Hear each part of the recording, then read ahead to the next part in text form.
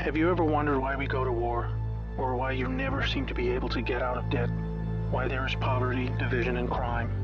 What if I told you there was a reason for it all? What if I told you it was done on purpose? What if I told you that those who were corrupting the world, poisoning our food, and igniting conflict were themselves about to be permanently eradicated from the earth? You might think that an idealistic fantasy. Well, let me tell you a story. We acknowledge there are criminals, of course.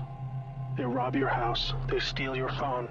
They can murder you too if they think they can get away with it. We have all experienced criminals in one way or another. Criminals, as we know, are those who choose personal gain over the rights of others and have no regard for the law. But here is where you need to expand your thinking. Criminals can also succeed in business and politics, and can be elected as our leaders. If a criminal became the president, imagine what they could achieve. They could use the full weight of their executive power to commit much larger crimes, and ensure they and their friends were enriched to the fullest extent possible. A criminal president could create alliances with other criminal presidents, and then collaborate on more global criminal activities. Anything goes. Drug running, human trafficking, whatever makes the big bucks. The 20th century was turbulent with war, economic disaster, famines, and displacement. We have always accepted these things as just human nature, and simply the way the world works. Something inevitable, and due to the weaknesses of human nature that drive us to these actions. This is where we were all tragically wrong. You are not a criminal. I'm not a criminal. So how can we just assume that it is human nature that is driving all this pain and misery? What if it wasn't human nature at all, and as a result of something more deliberate? We were taught that capitalism was the cause of a massive rich-poor divide and the reason for poverty, which in turn is the reason for war, crime, and starvation. Others were taught that communism, the system of equal wealth across all people, was really to blame for the mess. But you see, folks, it is none of these things. It is not our nature to fight and be racist. It is not in our nature to rob from others. What you must learn is that it was the criminals all along. Yes, they got power. More power than a criminal should ever have. They rose to the top of media companies that control our news and entertainment. They ascended to the top of the banking system, also to the Oval Office, to Brussels, to the Vatican, to the Crown. They crept in quietly. They became leaders of agricultural companies who have control over our food supply. Also big pharmaceutical companies, the ones we trust to help us when we're sick. Nobody stopped them, and they just recruited more criminals to help them. First, they accumulated the world's wealth. They invented a system of money called central banking, which lends money to governments with interest, placing countries into eternal debt. People's wealth got less. Their wealth got more. Much more. When a criminal is already as rich as they can get, then protecting their ill-gotten gains becomes the priority.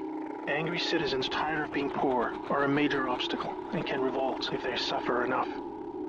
The criminals needed to prevent this. So they diverted attention to the last remaining competitor, the people of the world. You and me. We were not happy being ruled by criminals and having to work 3 jobs just to survive. They know we won't accept it. So they use their control of the media to set black against white, woman against man, young against old, Muslim against Christian. They convinced us we were the problem so that we would fight and destroy ourselves.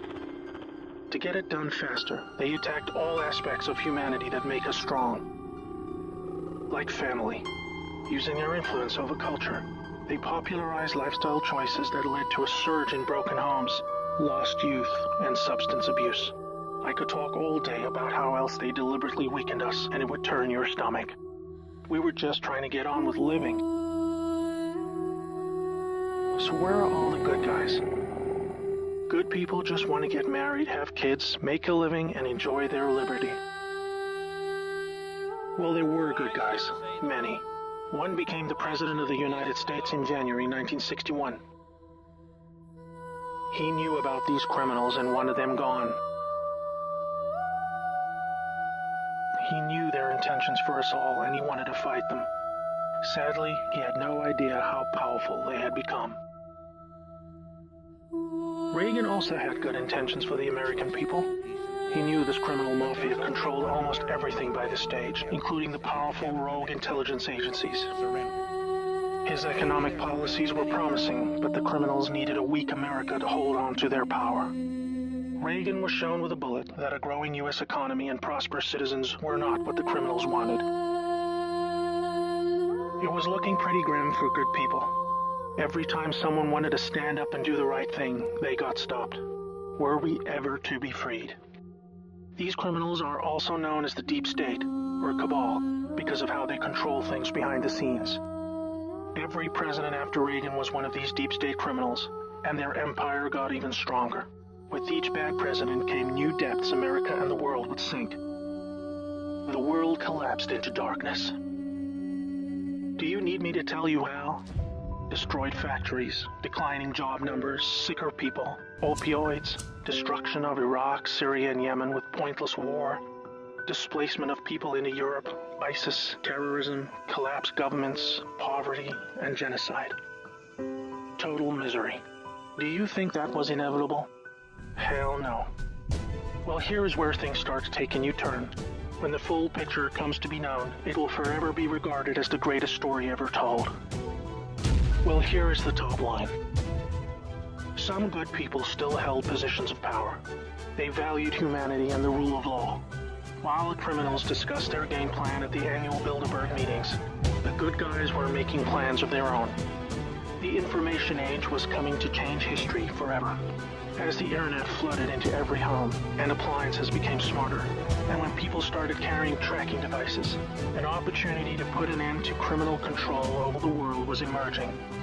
We became connected, trackable, and surveilled. But so did they. They became dependent, just like we did, on email, SMS, instant communication. It made crime much easier, but it also put them on a grid that, if accessed by the right people, would expose their crimes to the public and end their iron grip on us once and for all. In this new age of information, it was thought that the military should also have its own intelligence agency to focus on cybercrime and espionage. They called this the NSA, the National Security Agency. Here we had every phone call, email, and text from every device stored and archived. Whether it be someone making a doctor's appointment, or the deep state setting up a massive heroin purchase from the Taliban. In the right hands, it would be enough information to expose the entire sinister criminal plot to rob us blind and wipe us out. Hold that thought, now I need to explain the plan. The good guys were devising a plan to reclaim the world from the Cabal and return it to the people.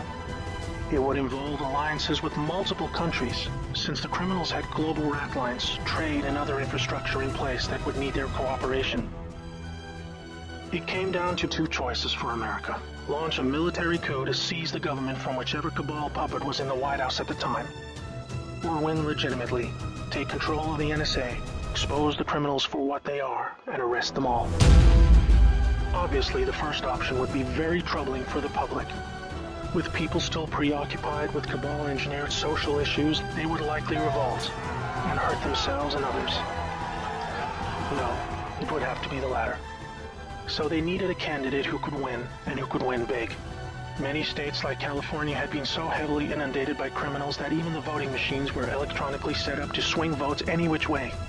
It would need to be a very decisive victory.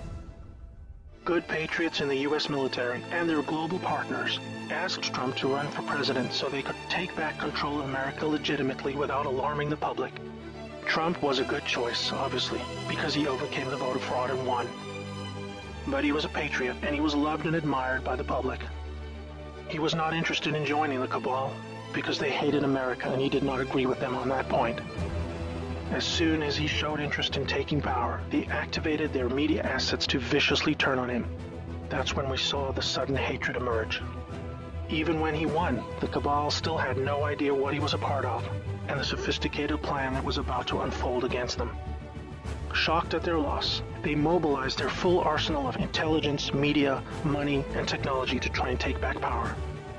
Their people at the top of the DOJ and FBI then put together a plan to frame Trump and have him impeached. This is where we come back to the NSA again. All messages were stored and could be used to expose this plot and prevent Trump's overthrow. An entire book will be written about the first 2 years of Trump's presidency. False flag terror attacks, down planes, missile alerts, assassination attempts. Here is the point. The world is currently experiencing a dramatic covert war of biblical proportions. Literally the fight for Earth, between the forces of good and evil. I can't put it in simpler terms, but I can say it appears the good guys are winning. The Cabal had complete control over North Korea. They hijacked the Kim dynasty, took them hostage, and worked to build up a nuclear arsenal to threaten the world. Kim Jong-un suddenly embracing peace was simply because the deep state were beaten and driven out. ISIS was also destroyed in the year following Trump's win. We are all starting to see the pattern now, that enough time has passed, that our biggest global concerns are starting to recede, and peace is returning. It is all evidence that the good guys are winning the war. But we're still in the middle. While a lot is improving, it still puzzles many that most of these known criminals are still free, especially the higher-ups like Hillary Clinton, the Bushes, and Obama. That is coming in the next chapter of the story. That's why we have Qyoo. The good guys with control over the NSA began the Qyoo intelligence dissemination program to invoke an online grassroots movement that came to be called the Great Awakening. It started on underground internet channels and then moved to the mainstream. Qyoo has been a fun distraction for those who follow world events and desire truth, but it is about to begin a much more important and necessary phase, keeping the public informed when the deep state war breaks out onto the surface.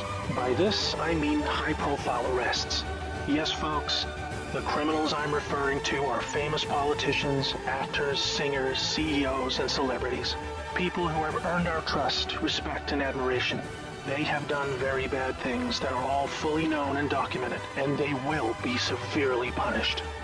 Those of us who have followed Qyoo since the beginning will be here to help you make sense of the coming events. We are among the first to realize that our petty partisan divisions are just trivial distractions, and we are all enslaved by a hidden enemy. We realize that the problem was never capitalism or socialism, Democrat or Republican, black or white, Muslim or Christian. We know it was just very powerful criminals who had too much power. Fellow slaves, it's time to buckle your seatbelt, recognize your true enemy, and embrace a new future that we all owe to the brave patriots who risked their lives to achieve this victory against the greatest force of evil the world has ever known. May God bless America.